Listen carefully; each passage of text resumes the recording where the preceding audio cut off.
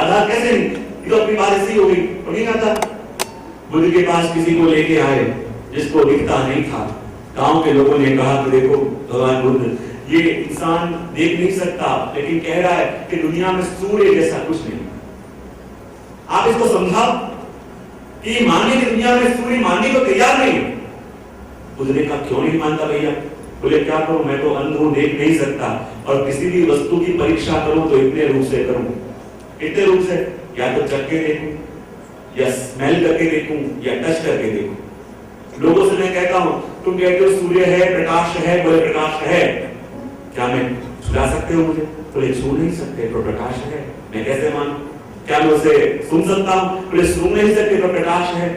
क्या मैं उसे चख सकता हूं? बोले चख नहीं सकते तो प्रकाश है। वो मानने को तैयार नहीं। बुद्ध ने कहा भैया इसे को समझाने के लिए कोई उपाय की नहीं, इसे उपचार की जरूरत है। जैसे इसकी आंखों का इलाज करा, तो जहां आंखों का इलाज हुआ, देखता हो गया, फिर बुद्ध ने पास में बुलाया, कहा देख बेटा प्रकाश है। बोला है प्रकाश है, और प्रकाश है इसलिए सबको दिख रहा है। चख के दिखा, बोले चख नहीं सकते पर प्रकाश है। छू के देखा, बोले छू नहीं सकते पर प्रकाश है। अरे भैया जरा उसे स्वाद लेके देखा, वो नहीं कर सकते पर प्रकाश है। तब कहा यदि अपन किसी वस्तु को अपने अर्थघटन से, अपने मापदंड से देखना चाहें तो वस्तु मिलेगी, पर जब वो दृष्टि मिले तब कोई प्रमाण की जरूरत न पड़े। इसलिए भागवत में कहां राधा नहीं है। जहां जहां भी कृष्ण के प्रेम की लालसा जगी है वहां राधा प्रकट हो गई है। जब बुद्धा जी कहते हैं विपदा संतो न शश्वत तत् जगद्गुरु, ये लोग ऐसी कृपा करो कि विपत्ति हमारे जीवन में आवे, तभी वहां राधा प्रकटी है। जब भीष्म जी कहते हैं, भीष्म जी कहां पड़े हुए थे? बाण सैया पर, युद्ध भूमि में, लेकिन जब प्रभु के दर्शन की तड़प जगी, प्रभु के दर्शन की लालसा जगी, और किसी के मन में भी कृष्ण के दर्शन की प्यास जगे, वहां राधा प्रकट जाए। और विष्णु जी ने क्या कहा? ललित गति विलास वल्लुहास। ये शब्द क्या है? रास के लीला का वर्णन भीष्म जी कर रहे हैं। तब कई श्लोक आपके उस विलासपूर्ण गति को देख के, आपके मधुर हास्य को देख के, और आपकी दृष्टि के लिए व्याकुल हो रही थी, तो उसके दर्शन मुझे कब होंगे? क्या ये श्लोक भीष्म जी बोल सकते हैं? क्या रास का वो अनुभव भीष्म जी को हुआ था? क्या रास का वो दर्शन का सुख भीष्म जी ने किया था? ये श्लोक और किसी ने नहीं, ये श्लोक राधा ने बोला है। जिसके मन में भी कृष्ण के दर्शन की तड़प जाग जाए वहां राधा प्रकट जाए। इसलिए भागवत के अंदर दो रूप से राधा का उल्लेख स्पष्ट जगह मिलता है अपन को, क्योंकि भागवत में राधा अपन देखते हैं तो वर्णन आता है अनया राधितो नूनम भगवान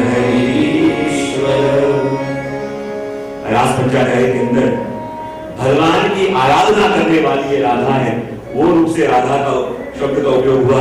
और द्वितीय स्कंद के अंदर भी राधसा शब्द का उपयोग हुआ।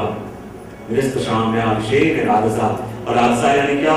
श्री महाप्रभु जी कहते हैं कि गोलोक धाम के अंदर भगवान की एक ऐसी शक्ति है जिसका नाम है राधस, और वो शक्ति से बढ़कर दुनिया में और कोई शक्ति नहीं है, उससे बढ़कर और संसार में कोई तत्व नहीं है। और उसी का स्त्रीलिंग करो तो क्या बनता है शब्द? राधा। और वो ऐसी शक्ति है कि जिससे बढ़कर कोई शक्ति नहीं है। और इसलिए भगवान जब जब भी रास करते हैं तो किसके संग करते हैं? राधा के संग। और राधा के बिना रास नहीं हो सकता। इसलिए जब भगवान रास करने बधाए तो संग में कौन था? योग माया उपाश्रिता। रास पंचाध्याय का प्रथम श्लोक। जब भगवान रास करने के लिए गए तो असल में योग माया है। और योग माया नहीं कौन? योग माया श्री राधा काम उपाश्रिता। योग माया यानी राधा, और राधा के संग ठाकुर जी रास करने के लिए पधारे। क्योंकि रास लीला क्या है? जो राधा जी के बगैर हो नहीं सकती। कौन सी लीला है? राधा जी के बगैर ठाकुर जी रास नहीं कर सकते, उनके बगैर रास हो नहीं सकता।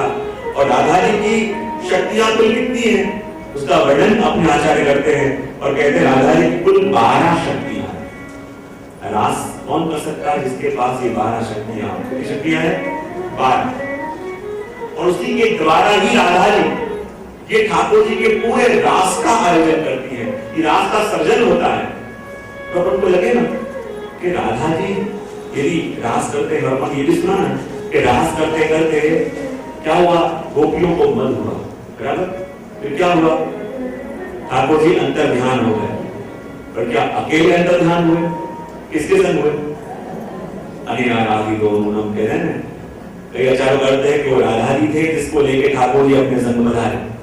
अपन को लगे राधा जी ठाकुर जी को सुख मिले या न मिले ऐसा कुछ कर नहीं सकते, तो फिर अपन जानते कि राधा जी को सब लेके गए, उनको भी मद हुआ और ठाकुर जी उनको भी छोड़ गए। तो क्या राधा जी को कभी मद हो सकता है? राधा जी को कभी ठाकुर जी छोड़ के जा सकते हैं? ये लीला क्या थी? जब राधा जी ने देखा कि रास का सुख जो प्रभु मुझे दे रहे हैं, वो सुख मैं अपनी हर एक गोपियों को देना चाहती हूँ। प्रभु ने जो कृपा मेरे पे करी, वो कृपा मैं हर एक के ऊपर करना चाहती हूँ।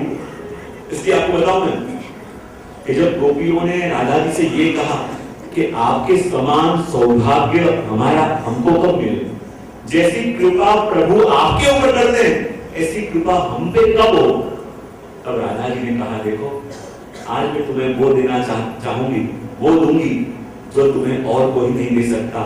मेरे समान सौभाग्य तुम्हें कोई दे सकता है तो मात्र मैं दे सकती हूँ। और गोपियों से कहा कि जाओ, और जैसे ही जाने को कहा वहां 108 निकुंज प्रकट हो गए। क्या हो गया? 108 निकुंज प्रकट हो गई और 108 निकुंज के अंदर एक एक सखी को भेजा और कहा उस निकुंज में जाके तुम कृष्ण कृष्ण का नाम लो। और ये 108 निकुंज जिसकी अधिष्ठाता एक एक सखी है जो वहां बैठ के 108 नाम लेती है, वो 108 निकुंज क्या है? वही 108 मणके की माला जो अपन अपने हाथ से फेरते हैं। ये जो मेरू है वो क्या है? वो वृंदावन है। श्री राधा जी का आधार, श्री राधा जी वहां विराजती है और राधा जी ने ये 108 सखियों को जो 108 कुंज दी, वो उस माला के 108 मणके और अंदर एक एक सखी बैठ के नित्य अष्टाक्षर का स्मरण कर रही है और उससे राधा जी प्रभु के समान सौभाग्य दे रहे हैं। तो जब अपन भी वो माला फेरते हैं और अष्टाक्षर का मंत्र जपते हैं तो सिर्फ अष्टाक्षर नहीं जपते, हम आत्मसात करते हैं उस एक एक निकुंज में बैठी हुई एक एक सखी के साथ। और उस एक एक माला के मणके को फेरते फेरते जिस मणके के अंदर अपनी निकुंज है, उस मंत्र के द्वारा उस मणके के अंदर रही उस सखी के संग जब अपना आत्मसात हो, तब हमें ठाकुर जी की लीला का अनुभव हो और तब हमें ठाकुर जी उस परम सौभाग्य का दान दे। ये वस्तु जब आगे जाकर कृपा होगी तो समझ में आएगी, खाली मैंने हिंट दी है। ये वस्तु ऐसी है कि कहने से, एक्सप्रेशन देने से व्याख्या का विषय नहीं है, मैंने सिर्फ आपको हिंट दिया है, एक दिशा दे दी है। ये करते करते जाओगे तो कब कृपा होगी पता नहीं चलेगा। तो अपन को लगे राधा जी प्रभु के बिना रह नहीं सकते, तो फिर राधा जी ने ऐसा क्यों किया कि प्रभु उनको छोड़ गए?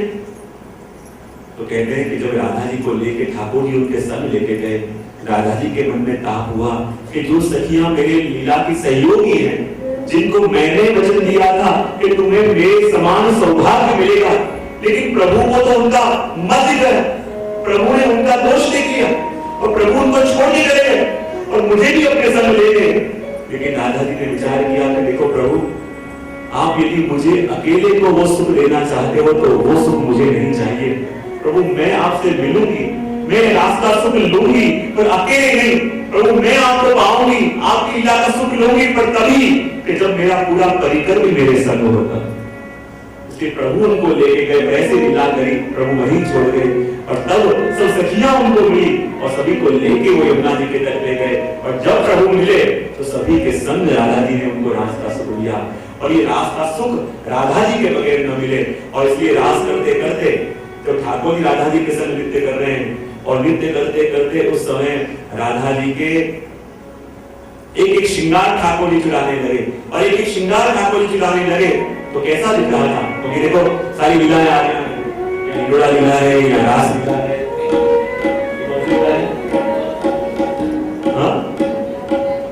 मीरा जी की कंदरा जहाँ पर राजभोग की लीला का दर्शन किया अनवसर की, ये सारी लीलाएं यहाँ प्रकट है, वही की लीला भी होगी। तो ये रासेश्वरी राधा है और रासेश्वरी का वर्णन सुन रहे हैं, तो वर्णन सुन के काम नहीं चलेगा, उस रास का अनुभव भी करना पड़ेगा, क्योंकि राधा भी रास की अधिष्ठात्री है। और जब प्रभु के संग वो रास कर रही है तो कैसा लग रहा है, और कहते हैं रंगे रंगे आनंदे रहे राधा ने कुंज मां रंगे रंगे रंगे रंगे आनंदे रहे राधा ने कुंज मां रंगे रहे राधा ने सदे सोना ठाकुर जी के संग रास के बैठे बैठे होता है। ठाकुर जी को भी आनंद आ रहा है रास में, कि रास कर रहे हैं कि खाली तालियां बजा रहे, शोर लिख रहे हैं कोई। ठाकुर जी के साथ रास कैसे होता है? ये रास की कथा है और ये राशेश्वरी की कथा है। राशेश्वरी की कथा में देखना नहीं है, राशेश्वरी के संग जुड़ जाना है, क्योंकि राधा जी ठान के आई है कि मेरे प्रीतम के संग आज सभी को जोड़ देना है, मेरे प्रीतम के संग सभी को ठीक कर देना है।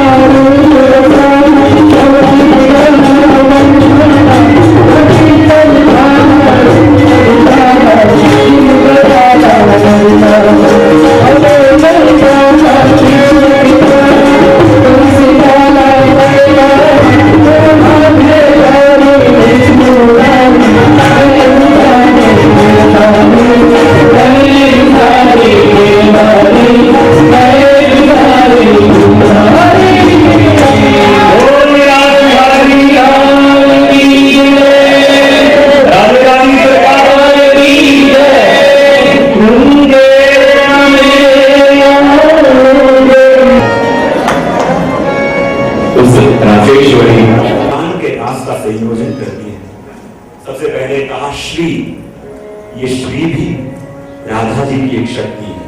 कौन सी? श्री। और श्री यानी क्या? जो भी ठाकुर जी का लीला परिकर है, जो भी ठाकुर जी के जितने भी लीला संबंधी तत्व या जीव हैं, ये सभी स्वामी जी के अंश रूप है। और वो श्री शक्ति के द्वारा स्वामी जी रास का संयोजन करती हैं। ठाकुर जी को किस लीला में अधिक सुख मिले, किस लीला में प्रभु को अधिक आनंद मिले, इसका पूरा कार्य श्री राधा जी करती है। और श्री नाम की शक्ति के द्वारा दूसरी वस्तु कही, राधा जी की दूसरी शक्ति का नाम है पुष्टि। कौन सी? और पुष्टि यानी क्या? पुष्टि यानी कृपा, पुष्टि यानी जीवों को पोषण देना, पुष्टि यानी जीवों के मन में प्रभु के प्रति प्रेम का संपादन करना, पुष्टि यानी जीव के सारे मनोरथ पूरे करना। अब ये पुष्टि शक्ति के द्वारा राधा जी, अपन कहते हैं कली दोष है, कली दोष है, तो कली दोष यानी क्या? ये कलिकाल का दोष नहीं। कली दोष यानी क्या? जब भगवान ने हमको हृदय दिया ना, तो वो कमल की तरह है, लेकिन कमल की कली बंद है।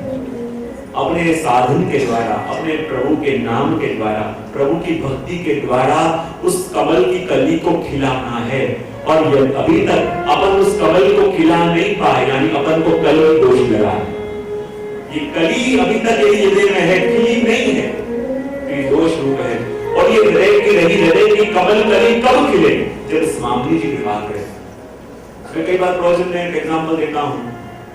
कई बार मैंने कहा है, कली कैसे, कई बार मैं कहता हूँ राज चौथे का पसंद कि जहाँ ठाकुर जी और स्वामी जी मिले, ठाकुर जी अपने हजारों सखाओं को लेके आए, स्वामी जी राधा जी भी अपनी हजारों सखियों को लेके आए। ठाकुर जी ने कहा चलो अपन छुपा छुपी का खेल प्रारंभ करें, रास का खेल प्रारंभ करें। राधा जी ने कहा प्रभु आज मेरे मन में दूसरा मनोरथ। बोले क्या? रास तो अपन इस चौथे पे रोज करते हैं, पर आज मेरा मनोरथ ऐसा है कि इस चौथे पे अपन रास नहीं करें पर छुपा छुपी का खेल खेलें। ठाकुर जी कहे अरे राधा जी छुपा छुपी खेलना है तो सघन वन में चलो, सघन कंदरा में चलो कि जहां छुपने की जगह हो। ये तो चौधरा है, अब चौधरे के ऊपर छुपा छुपी तो इंसान छुपेगा, प्रभु वो आप जाने। मेरे तो छुपा छुपी खेलना है और इस चौधरे के ऊपर ही खेलना है। भगवान सोचने लगे जहां खाली चौधरा है, अब चौधरे के ऊपर कोई छुपना चाहे तो छुपे कहां, जगह कहां? प्रभु के कुछ भी हो जाए, छुपा छुपी खेलेंगे और इस रास चौधरे के ऊपर। और राधा जी ने कहा मेरी 3 शर्तें और। प्रभु ने कहा शर्तें और है? बोले हाँ शर्तें और है। तो क्या शर्तें हैं? राधा जी ने कहा पहली शर्त ये है कि छुपने के लिए इस चौधरे के बाहर कोई जाएगा नहीं। भगवान ने छुपे नहीं कहा, बोले वहां जाना। दूसरी शर्त ये है कि छुपने के लिए कोई युक्ति जिसने करी वो युक्ति दूसरा नहीं करेगा। और तीसरी शर्त ये कि एक बार में पहचानना पड़ेगा कि कोई कहां छुपा है। प्रभु पहले आपके छुपने की बारी, तो छुपने की बारी पर छुपे कहां पे? यहाँ चौधरे पे, वो आप लग। प्रभु ने कुछ सोचा, सखा कहने लगे रे कन्हैया ये चौधरे पे छुपे तो कैसे छुपे? प्रभु ने कहा एक उपाय है। बोले क्या? राधा जी से सखियों से कहा कि 1 मिनट की आप सभी नेत्र बंद करो और फिर 1 मिनट के बाद नेत्र खोलो। और जैसे ही राधा जी ने और सखियों ने नेत्र बंद करे और 1 मिनट के बाद जहां नेत्र खोले, प्रभु ने क्या किया? जितने भी हजारों सखा हैं उन हजारों सखाओं का स्वरूप बिल्कुल अपने जैसा कर दिया। ऐसा लीला पिताम्बर, ऐसा ही मोर मुकुट, ऐसी हाथ में बंसरी, हूबहू प्रभु जैसा स्वरूप। देखते ही सभी सखियां तो चक्कर खा गई। अरे राधे रानी जहां एक श्याम सुंदर को ठीक से पहचान नहीं पाई, ये तो हजारों है और हजारों को पहचानेगी कैसे? और यदि पहचान नहीं पाई तो बड़ी बेइज्जती हो। ऐसे करो प्यारी तो हार मान लो। राधा जी ने कहा नहीं मैं हार नहीं मानूंगी। बोले पहचान करोगी? बोले कैसे पहचानोगी? और आप इन तो शर्त रखिए पहली बार में पहचान आ नहीं तो हार जाएंगे, छुपेंगे कैसे? बड़ी मुश्किल होगी। राधा जी का चिंता न करो, जितने भी ठाकुर जी के स्वरूप थे उन सभी से कह दिया कि आप सब एक कतार में खड़े हो जाओ। और जहां वो ठाकुर जी के सारे स्वरूप एक कतार में खड़े हो गए, चलते चलते राधा जी पहले स्वरूप के पास आए और कहते जरा हंस के दिखाना। वो भी हंसते हैं। दूसरे स्वरूप के पास आते हैं, कहते जरा हंस के दिखाना। तीसरे स्वरूप के पास आते हैं, कहते जरा हंस के दिखाना।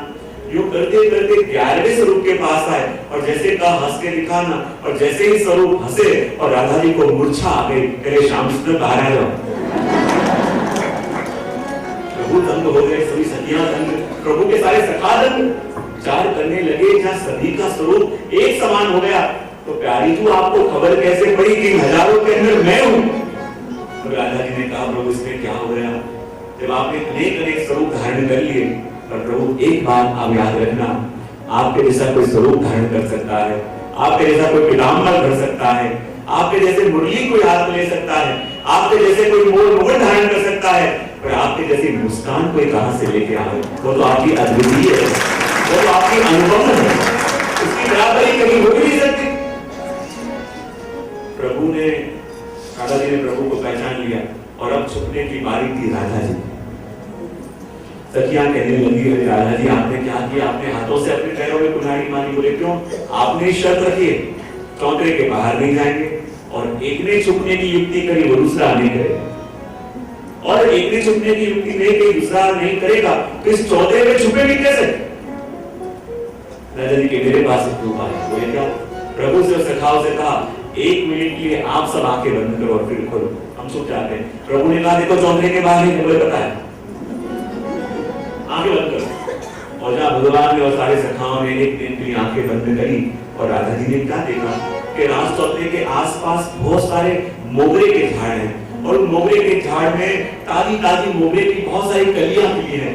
राधा जी ने कहा सखियों से जाओ और उन मोगरे की कलियां तोड़ के ले आओ और राज चौधरे के ऊपर एक एक ढगला कलियों का कर दो। और सखियां भागती भागती गई, बहुत सारी कलियां तोड़ के ले आई और रास चौथे के ऊपर एक एक करते बहुत सारे कलियों के ढेर कर दिए। बोले अब क्या करें? बोले एक एक ढेर में एक एक सखी घुस जाओ। और उस कलियों के ढेर में एक एक ढेर में एक एक सखी घुस गई। और जैसे ही प्रभु ने नेत्र खोले, सभी सखा चौंक गए। सखाओं ने कहा, अरे कन्हैया, आपने हमारा जैसा स्वरूप बना दिया था, आपके जैसा स्वरूप हमका। जब आपने आपके जैसा स्वरूप हमारा बना दिया, पर कम से कम हम दिखते तो थे। ये तो पूरे चौथे के ऊपर खाली कलियों के ढेर है, कोई दिख नहीं रहा, पहचानेंगे कैसे? और पहली बार में पहचान नहीं पाए, बड़ी बेइज्जती होगी। कन्हैया सकर अभी से हार मान लो, दादा जी चरणों में गिर जाए, हार मान ले, बड़ी बेइज्जती होगी। प्रभु ने कहा चिंता नहीं करो, मैं तुमके लाऊंगा। बोले कैसे? मैं लाता हूँ। और वहां पूरे चौथे के ऊपर बहुत सारी कलियों के ढेर थे। चलते चलते प्रभु एक एक ढेर के पास जा रहे हैं और एक ढेर के पास आके भगवान खड़े हो गए और कहने लगे, प्यारी जी बाहर आ। और उसी ढेर के अंदर आ गए। सभी को बड़ा आश्चर्य हुआ, सभी दंग हो गए, सोचने लगे, अरे कन्हैया, ये तो पूरे ढेर के अंदर खाली कलियां कलियां दिख रही थी, तो राधा जी चौंक गए। आपको बता किस तरह के ढेर के अंदर में हूं? प्रभु ने कहा, इसमें क्या हो गया राधा जी? पूरे चौथे के ऊपर घुमा, क्या देखा? अरे चौथे के ऊपर मोगरे की कलियों के ढेर हैं, और एक ढेर के पास आके क्या देखा? उसमें कोई कली नहीं है, सभी कली खिल के फूल बन चुकी है। तेरा इसी में राधा जी, क्योंकि राधा जी का स्पर्श जिसको हो जाए, राधा जी का स्पर्श जिसको हो जाए, वो फिर वो कली कली नहीं रहती, वो तो खिल के फूल बन जाती है। और जीव की कली को खिलाने वाली श्री राधा जी है। इसलिए ये शक्ति है पुष्टि शक्ति। राधा जी को भीतर बदलाया और सारी कलियां खिल गई। उस प्रकार अपन भी जो राधा जी को भीतर बदला है और अपने भी हृदय की वो कली खिल जावे, और कली खिल जावे तो भ्रमर ढूंढता ढूंढता अपने पास आ जाए। ये श्याम सुंदर रूपी भ्रमर अभी तक आया क्यों नहीं है? क्योंकि कली खिली नहीं है। ये कमल जब खिलता है तो भ्रमर को न्योता देना नहीं पड़ेगा, तो ढूंढता ढूंढता स्वयं आ जाएगा। और ये कली खिलाने वाली श्री राधा जी है। जब राधा जी कृपा करें तो हमारे हृदय की कलियां खिलें। ये दूसरी शक्ति पुष्टि शक्ति। तीसरी शक्ति है राधा जी की, जिसको कहते हैं गी नाम है। क्या है गी? गी यानी राधा जी की वाणी। राधा जी किस समय वाणी से कैसा विनोद करते हैं, कैसी अवस्था से प्रभु से वार्तालाप करते हैं। राधा जी ऐसा वार्तालाप करें कि उस वार्तालाप के द्वारा भी प्रभु की प्रीति, प्रभु का प्रेम बढ़े। ये तीसरी शक्ति राधा जी की है। चौथी शक्ति है कांति। क्या कहते हैं? कांति यानी ज्योत्सना, कांति यानी प्रकाश। और राधा जी के यंग पे प्रकाश कैसा है? कैसा प्रकाश है? राधा जी वर्णन करते हैं। एक बार राधा जी जब प्रभु से मान करके विराज रही थी, और जब रूठ के विराज रही है, ठाकुर जी बार बार मनाना चाहते हैं पर राधा जी मान नहीं रही। बार बार मनाना चाह, राधा जी माने ना, बार बार मनाने ना माने, तो क्या करें? तो प्रभु ने राधा जी को मनाने के लिए मानो सरेंडर करने का विचार कर लिया। और क्या किया? अपने दोनों हस्त लेके राधा जी के दोनों चरणों पे धरे और अपना मस्तक राधा जी के चरणों पे झुकाया। और जब अपने दोनों हस्त राधा जी के दोनों चरणों पे रख के अपना मस्तक राधा जी के चरणों पे झुकाया, और जब ये दर्शन कुंभन दास जी ने करे तो कुंभन दास जी कहते हैं, आज मैंने एक संग 20 चंद्रमा देखे, 5 कमल देखे, 4 जलचर देखे, एक मोर देखा और एक सूर्य देखा। क्या देखा? ठाकुर जी ने जब अपने दोनों श्रीहस्त राधा जी के दोनों चरणों में रख दिए और अपना मस्तक राधा जी के चरणों में झुकाया, तो कुंभन दास जी क्या कहते हैं? कितनी वस्तु थी? 20 चंद्रमा, 5 कमल, 4 जलचर, एक मोर और एक सूर्य। बोलिए कैसे देखे? तो जब राधा जी रुके हुए हैं तो श्याम सुंदर उनको मनाना चाहते हैं, पर राधा जी मान नहीं रहे। तो मनाने के लिए मानो ठाकुर जी ने क्या किया? अपना मस्तक झुकाने का विचार किया। क्यों? क्योंकि भागवत के अर्थ से देखें तो प्रभु के मस्तक में कौन सी लीला है? मुक्ति लीला। कौन सी? और अभी मनोरथ क्या चाहता है? राधा जी के मान को मुक्त करने का।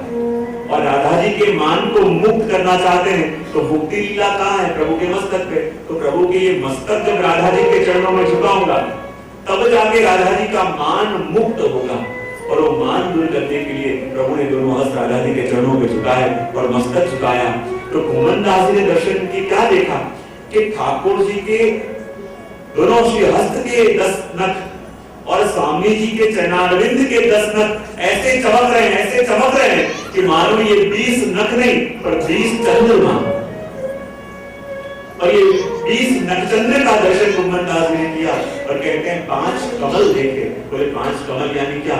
स्वामी जी के 2 चरण कमल, उस पे ठाकुर जी के 2 हस्त कमल और उसके ऊपर ठाकुर जी का एक मुख कमल। कितने कमल हुए? 5 कमल देखे। और कहते हैं 4 जलचर देखे। जलचर किसको बोलते हैं? जल में रहने वाला जो जीव उसको बोलते हैं जलचर। तो ठाकुर जी ने जैसे ही मस्तक नीचे झुकाया तो कहते हैं स्वामी जी के चरणारविंद क्या है? तो कहते हैं स्वामी जी के चरणारविंद यानी रस का सागर। और जैसे ही जलचर जीव सागर को देखे और जैसे उसमें तैरने के लिए व्याकुल हो जाए, तो उस समय ठाकुर जी ने जैसे ही अपना मस्तक चरणों में झुकाया, ठाकुर जी के कानों में तो मकरापुर कुंडल थे।